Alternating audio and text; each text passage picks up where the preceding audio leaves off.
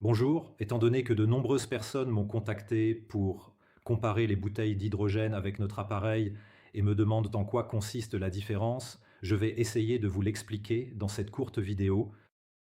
Au départ, nous ne comptions pas vraiment fabriquer cet appareil, mais simplement commercialiser ces bouteilles d'hydrogène. Or, c'est apparu comme une source d'eau hydrogénée très incertaine, causant plus de soucis que de bienfaits et trompant les gens sur l'efficacité. Déçus, ils ne ressentent rien, ce qui finit par discréditer tout le secteur. C'est pourquoi nous collaborons avec des universités qui utilisent notre eau comme étalon, ce que je vais vous expliquer au fur et à mesure. À droite, nous avons notre appareil Tirtan qui sature l'eau avec une technologie similaire à celle que nous utilisons pour les aquastamines, mais sous une pression plus élevée et à des vitesses plus importantes en un temps plus court. Ici, nous avons ensuite une bouteille à hydrogène qui est plus grande et juste là, une plus petite qui contient encore une cartouche censée influencer la qualité de l'eau. Enfin, cet appareil à gauche a été fourni par un client qui avait besoin de savoir comment il fonctionne. Celui du milieu, nous l'avons acheté récemment afin de pouvoir comparer à nouveau comment le développement progresse. Je vais prendre de l'eau du robinet pour que toutes les conditions soient bien identiques et je vais en verser un demi-litre dans un récipient transparent. Alors juste ici, je vais verser un demi-litre.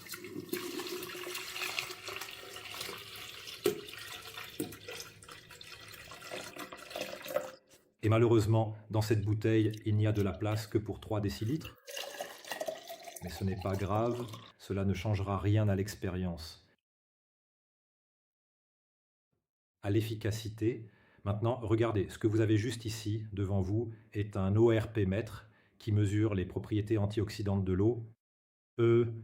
Si la valeur est positive, cette donnée, si c'est un plus, elle est mesurée en millivolts. Cela signifie que l'eau a un caractère oxydant. Si c'est un moins, alors elle a un caractère antioxydant. Ceci est l'eau avant la saturation. Et ici, vous voyez qu'elle a environ, si je la laisse se stabiliser, nous pouvons attendre un instant pour que vous voyez vous-même quel est ce paramètre. Mais si on regarde, elle a environ plus de 270 millivolts. C'est simplement pour vous donner une meilleure idée, afin que vous puissiez constater visuellement que l'eau reste la même. Donc au final, vous voyez bien qu'on arrive maintenant à presque plus de 290 au total. Ici, nous pouvons le remettre. Oui, c'est plus 289. Maintenant, je vais faire une chose. Je vais commencer à saturer l'eau.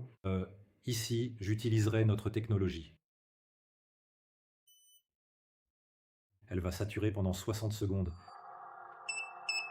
Ici, j'active la technologie intégrée dans ce flacon. Et maintenant, je vais commencer à l'utiliser directement pour vous montrer le résultat.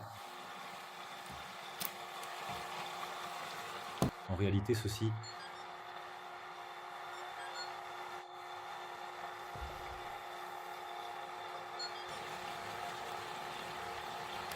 tac.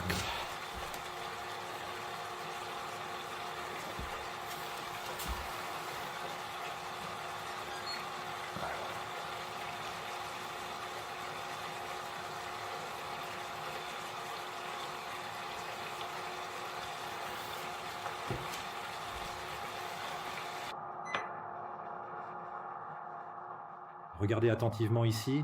Vous pouvez observer dans cette bouteille la manière dont l'hydrogène est produit. On peut voir que Tirtan a déjà complètement saturé l'eau de la bouteille. Ici, vous voyez bien comment l'hydrogène se libère de la membrane dans l'eau. Ici, je ne sais pas pourquoi, j'ai dû mal régler quelque chose. Oui, et voilà, c'est fait. C'est exactement l'argument que beaucoup d'entre vous voient ici, à savoir que la production d'hydrogène a lieu ici. C'est un excellent argument commercial, mais je vous le dis franchement, toutes les bulles que vous voyez ne sont pas des nanobulles, donc elles ne comptent pas, elles ne sont pas liées à l'eau. Et même si vous prélevez cette eau et l'envoyez pour analyse, ils y mesureront l'hydrogène, mais cet hydrogène n'est pas lié à l'eau. donc il ne se manifestera pas sur le mesureur ORP, car le mesureur ORP mesure les électrons libres disponibles pour neutraliser les radicaux libres. Et c'est exactement ce qui nous intéresse en fait. Donc, si nous examinons attentivement ce processus ici, c'est juste pour que vous voyiez véritablement à quel point tout cela s'effectue de manière fluide et efficace.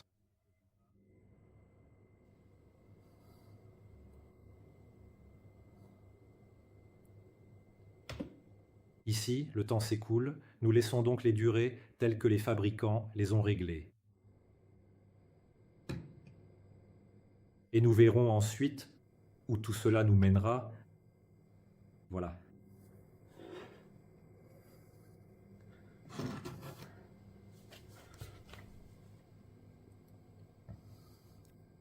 Ici, vous voyez comment les petites bulles remontent immédiatement à la surface.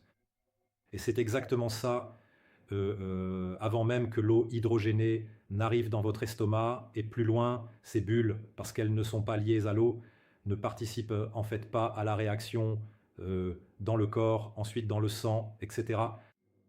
Donc du point de vue d'un profane, c'est fantastique.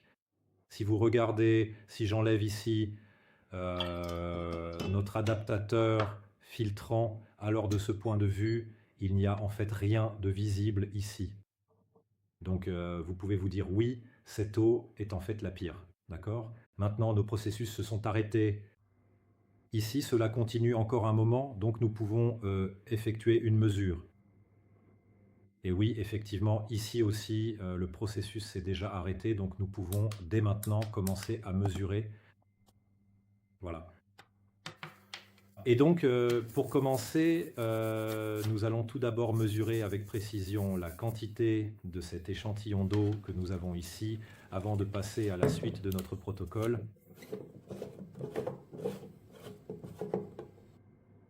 Je m'excuse pour ces conditions un peu amateurs, mais je pense que cela n'enlève rien à la crédibilité. Alors ici, comme vous pouvez le voir, nous sommes encore et toujours dans le positif. D'accord? Nous pouvons attendre un instant. Quand j'ai mesuré pour la première fois avec cette bouteille, je suis même arrivé à une valeur négative. Ici, dans cette bouteille, le processus est aussi terminé. On peut donc voir ici que cela se poursuit encore pendant quelques instants. Nous allons donc le laisser se terminer. Pour que nous voyions ce que cela fait, je vais essayer de nettoyer encore l'électrode, parce que l'électrode ORP peut s'oxyder et s'encrasser. C'est pour être sûr que la mesure sera vraiment faite correctement. Et ici, vous voyez, à chaque mouvement de l'eau, la situation empire. Donc vous voyez que cette eau de cette bouteille, en fait, ne fait rien. En attendant, nous pouvons procéder à la mesure de la quantité d'eau présente au sein de notre mélange liquide.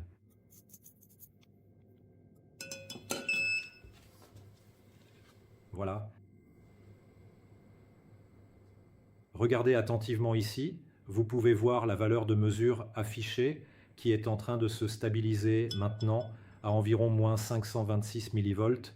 Et si nous procédons à un nouveau nettoyage minutieux de l'électrode, c'est pour s'assurer qu'elle ne soit pas oxydée à cause de l'eau précédente, celle qui provenait de la bouteille d'eau enrichie en hydrogène. Alors, nous allons constater ensemble que la valeur continue d'augmenter progressivement encore plus. Et avec le temps, nous atteindrons très certainement et inévitablement la valeur de moins 600.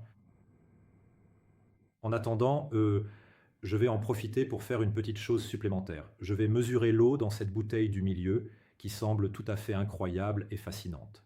Comme vous pouvez le constater par vous-même, on voit maintenant très bien la brume à l'intérieur, donc je pense que c'est bien visible sur la vidéo. Maintenant, nous allons pouvoir mesurer précisément cette eau-ci. Oui, et c'est exactement ce que je voulais vous montrer, que même si vous voyez beaucoup de brume, beaucoup de bulles d'hydrogène, en fait, le résultat de cette eau est quasiment nul.